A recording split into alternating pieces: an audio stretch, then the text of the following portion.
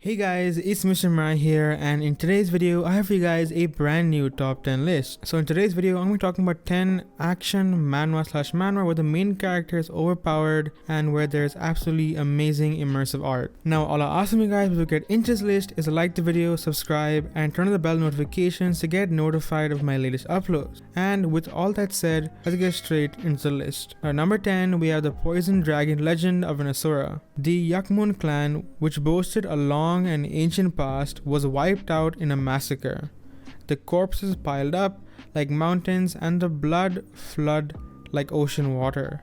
Amidst this hell of despair, Sura opened his eyes. No one shall be spared. I shall kill everyone. It doesn't end unless I've killed each and every one of them. Jin is a lone survivor of the Young Moon clan, and on a day far in the future, the story of revenge against the Poison clan begins, which shall be recorded in the legends. Now, this story, while the description may sound a bit odd, is an absolutely fantastic new manhwa with some amazing art. Now, even though there are 25 chapters, this story has sort of yet to pick up pace. You could say it still hasn't reached a lot of good action and plot points, but I do think it has a lot of scope. I mean, the art in this manhwa is absolutely amazing, and there are still some pretty good action scenes. Though I have to say, there's a certain character that's very annoying me very much. He seems very much like a certain P word. He's very obsessed with the main character. Now, I won't say why, but you find out in the first 2 chapters, but he's really annoying to me. But I just hope he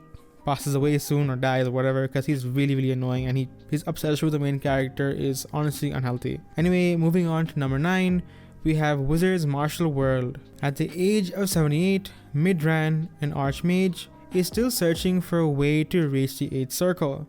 Then he is suddenly turned into a child. Will he be able to recover the mana from his past life and become the Archmage of the 9th Circle? This is a story of the Archmage struggle in the Miraie. So this story is about a wizard who was present in a world with full of magic, who is then somehow reincarnated all of a sudden in a body of a boy in a Miraie world. So it sort of mixes together the concept of magic and Miraie and cultivation, which is pretty interesting to read.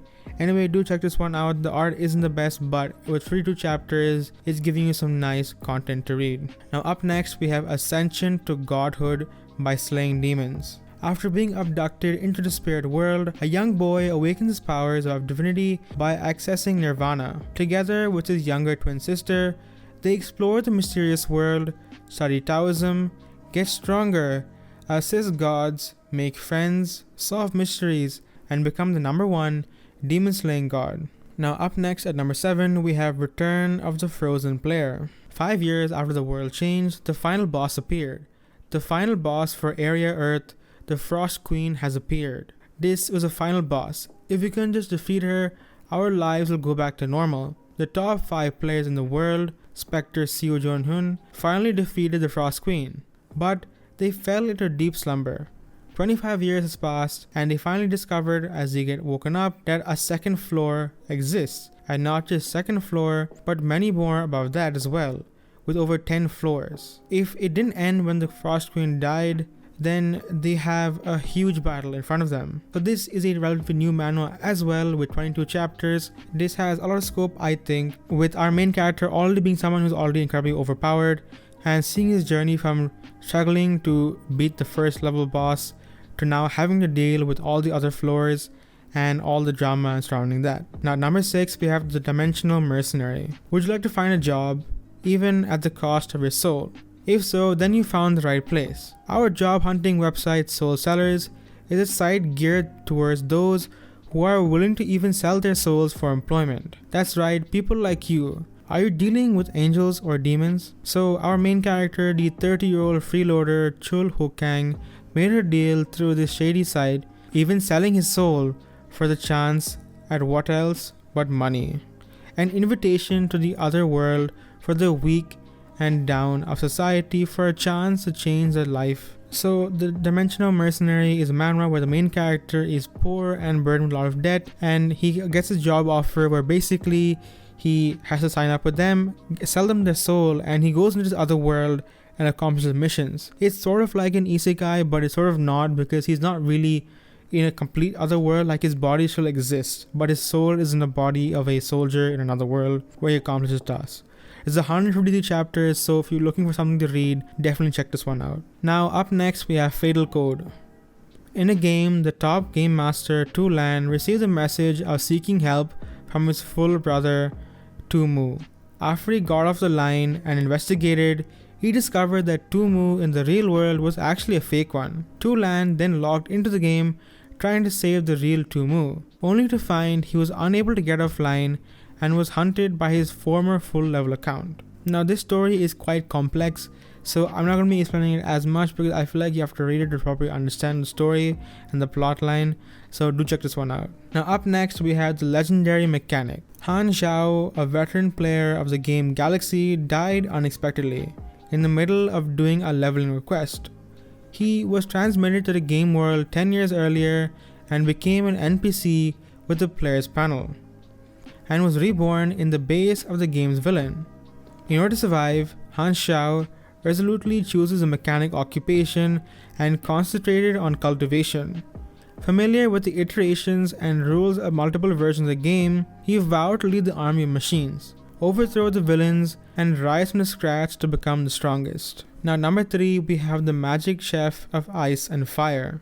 Nian Bing is the son of a fire mage and an ice mage. After both of his parents were killed by the Ice Lord, Nian Bing received both of his parents' magic gem. When the main character was trying to escape from the Ice Lord's followers, he managed to cast both fire and ice magic at the same time, a feat thought impossible for a mage.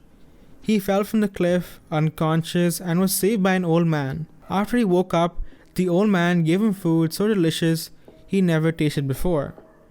It turned out that the old man was a genius chef and once called a spirit chef, and he wants our main character to be a disciple no matter what. Is Nian Bing able to seek vengeance while aiming to become the greatest chef? Now, this is a slightly older manhwa. This has the same art as Solan, as well as I believe Battle Maze, made by the same author. The art is definitely not the best, like it really pales behind, but I do think the story is somewhat good, so do check this one out. Now at number 2, we have the player that can't level up. Kim Gu-yu awakened as a player at the age of 18. He thought that his life was on the track to success, climbing the tower and closing the gates. But even after clearing the tutorial, he was at level 1. He killed a single goblin a day, and he was still level 1. Even after 5 years, he was still at level 1. Who would have thought that this kind of player would exist? No one knew. So this is a story similar to a lot of manhwas that copy the soul leveling-esque design or the tower dungeon design, where our main character is suddenly awakened with a unique ability. But as it turns out, this unique ability pretty much prevents him leveling up. But our main character receives a sword and a bunch of other weapons that are able to talk to him and give him powers and level him up, and actually gives him strength. But he himself cannot increase his level. So do check this one out. It's a pretty interesting manhwa. The art is also pretty good, and with only 23 chapters, you can't go wrong with something like this because there's a lot of scope with these type of manhwas growing up and becoming even better as they grow. Now number 1, we have Traceless Knight. Hiding the secret of his great magic potential, young Fabian Trevin lives a simple life away from the spotlight of noble society with his strict father in their family-owned winery. But before his 10th summer, a lady knight, Eloria, comes into his life, bringing an abrupt end to those idyllic days. So this manhwa is only available on webtoon.com, because it actually has a proper translation. So do check it out on the official website to support the author and also help this manhwa get more views, because I do think this manhwa has a lot of potential. The art is very unique, you could say. It's not as clean as Solo Leveling or Limit Breaker, but it definitely has its own unique look to it. It's very warm colors and a very unique style, I could say. And yeah, I do think you guys should check this one out. Only 32 chapters, you can't go wrong with something like this. And that, my friends, is all the manhwa I have for you guys in this video. Again, if you did like this list, why not smash the like button and subscribe for more content. Leave any future video sessions you'd like to see in the comment section down below. And with all that said, guys, I'm Mr. Miraie, and I'll see you all in the next video.